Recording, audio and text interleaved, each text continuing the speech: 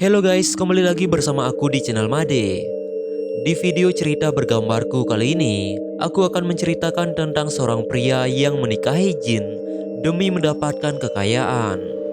Oke, sebelum aku lanjut ke ceritanya, buat kawan-kawan silahkan dukung channel ini ya, dengan cara menekan tombol subscribe serta nyalakan icon loncengnya, supaya kalian semua tidak ketinggalan cerita-cerita menarik selanjutnya dari channel ini. Nah, kalau udah, kita bisa lanjut ke ceritanya.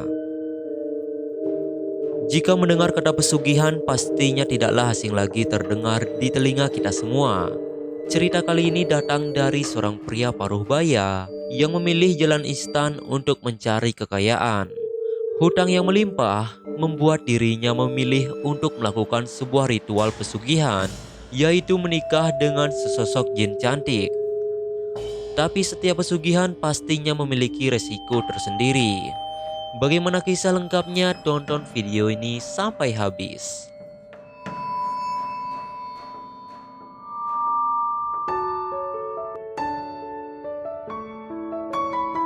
Akhir-akhir ini Asrul tampak sering sekali melamun. Ia adalah korban PHK ketika bekerja di sebuah pabrik tekstil 6 bulan sebelumnya. Sebagai karyawan yang tidak lagi dipekerjakan, ia hanya menggunakan sisa tabungannya yang tidak seberapa jika melihat seorang istri dan 2 orang anak yang masih duduk di bangku sekolah dasar.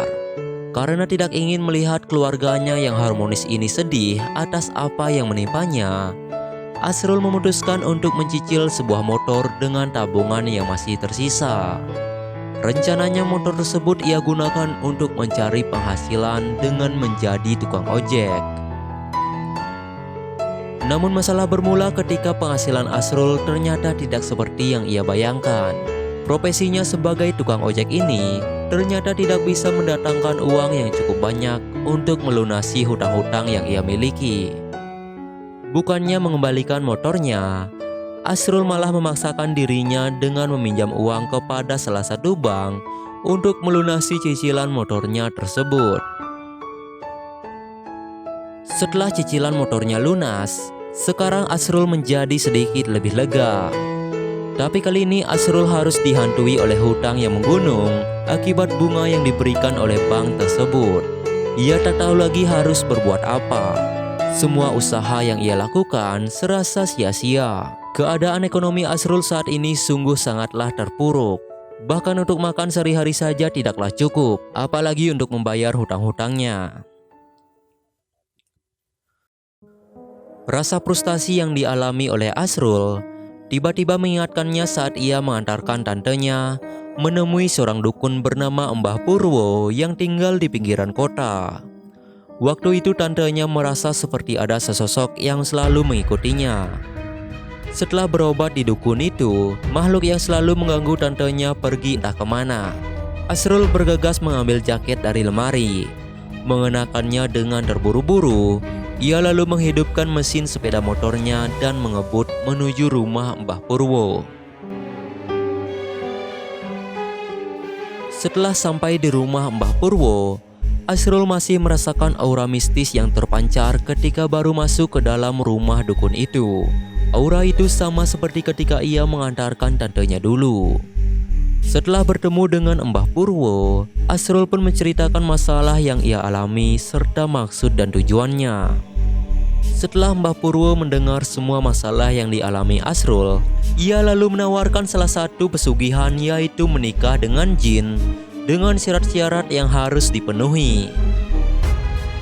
Jika kamu yakin ingin melakukan pesugihan ini, kamu harus mengawalinya dengan bersemedi selama 40 hari di salah satu gunung, ucap Mbah Purwo. Asrul tidak memiliki pilihan lain selain menyanggupinya. Singkat cerita, ia pergi ke gunung dengan berbohong kepada istri dan anak-anaknya. Ia mengaku mendapatkan pekerjaan di sebuah proyek pembangunan apartemen selama 1 bulan. Tanpa curiga sedikit pun, istrinya merasa senang kala itu.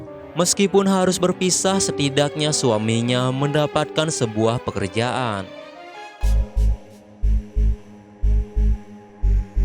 Di gelapnya malam dengan bermodalkan beberapa kotak lilin, Asrul memulai perjalanannya untuk bersemedi di gunung yang telah disuruh oleh Mbah Purwo.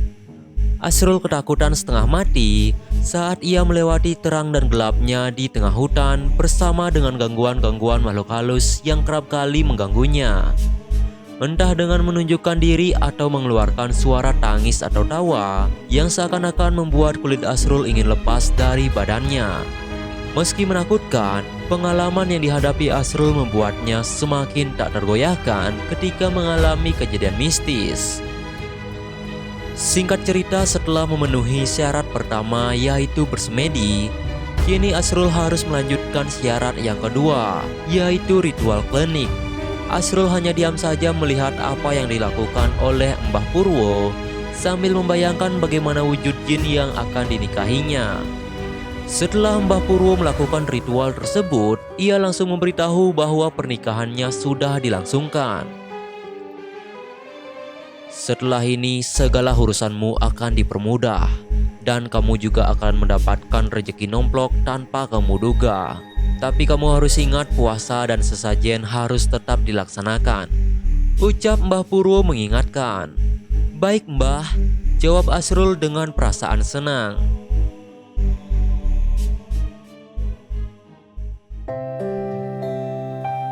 Selepas melangsungkan pernikahan, Asrul memang rajin berpuasa dan juga memberi sesajen yang ia taruh di gudang rumahnya, yang pastinya tanpa sepengetahuan istri dan anak-anaknya. Ternyata benar yang dikatakan oleh Mbah Purwo. Sebulan setelah melangsungkan pernikahan dengan sosok jin tersebut, tiba-tiba Asrul ditawari pekerjaan oleh teman lamanya di pabrik untuk bekerja kembali, namun kali ini dengan penghasilan yang cukup menggiurkan. Setelah bekerja selama beberapa bulan, kini kehidupan Asrul berubah 90 derajat. Penghasilan yang ia dapatkan kemudian ia sisihkan sebagian untuk membuka warung kecil-kecilan di depan rumahnya, yang kemudian laku sehingga dapat berkembang menjadi warung sembako yang menyediakan berbagai keperluan orang-orang desa. Dalam kurun waktu 4 bulan, Asrul bisa melunasi seluruh hutang-hutangnya dan memiliki uang lebih untuk merenovasi rumahnya. Asrul menjadi lebih bahagia setelah melangsungkan pernikahan dengan jin tersebut. Kesuksesan ini tentu saja membuat Asrul menjadi lebih semangat untuk membahagiakan istri dan kedua anaknya. Namun karena lalai sibuk dengan kekayaan yang dia miliki saat ini, Asrul lupa akan tanggung jawabnya, yaitu puasa dan juga memberi sesajen kepada istri keduanya, yaitu jin yang dinikahinya. Kekayaan yang ia miliki ternyata tak melepasnya dari masalah. Di suatu malam, sang istri mengalami sesak napas sehingga Asrul harus membawanya ke rumah sakit. Dokter yang menangani istri Asrul saat itu merasa heran karena tidak mendapati satu penyakit pun di tubuh istrinya. Asrul tetap berusaha untuk membawa istrinya yang semakin lemah ke rumah sakit terbaik di kotanya. Meskipun hasilnya semuanya sama, tidak ada dokter satupun mengetahui penyakit istrinya. 3 bulan berjuang melawan penyakit yang tidak diketahui, Asrul harus merelakan kepergian istri yang ia cintai tersebut. Kehidupan berubah drastis semenjak istrinya meninggal karena sakit yang tidak diketahui.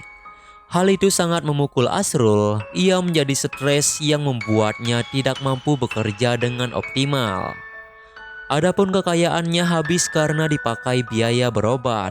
Kini Asrul harus kembali terperosok ke dalam penderitaan. Karena kekayaan dan kebahagiaan yang dimilikinya, Asrul lupa bahwa memiliki istri kedua yang ia nikahi. Karena Asrul tidak lagi berpuasa dan memberi sesajen kepada istri keduanya, istri keduanya itu pun marah dan merenggut nyawa istri pertamanya sebagai tumbal pesugihan.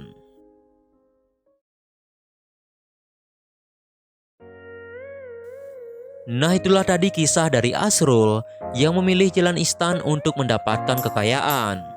Semoga dari cerita ini kita mendapatkan sebuah pembelajaran. Jika ada dari kalian yang mempunyai cerita horor atau mungkin pengalaman pribadi yang kalian alami, kalian bisa membagikannya melalui email atau bisa juga melalui kolom komentar. Jika ceritanya menarik, aku akan membuatkan ilustrasinya melalui video cerita bergambar. Nah, sekian video kali ini dari aku. Semoga kalian suka dan juga terhibur. Buat kalian semua, makasih banyak yang telah menonton hingga detik ini. Dan tentunya tetap stay tune di channel ini karena akan ada video-video menarik selanjutnya. And yeah, stay cool and thank you for watching guys. Bye-bye.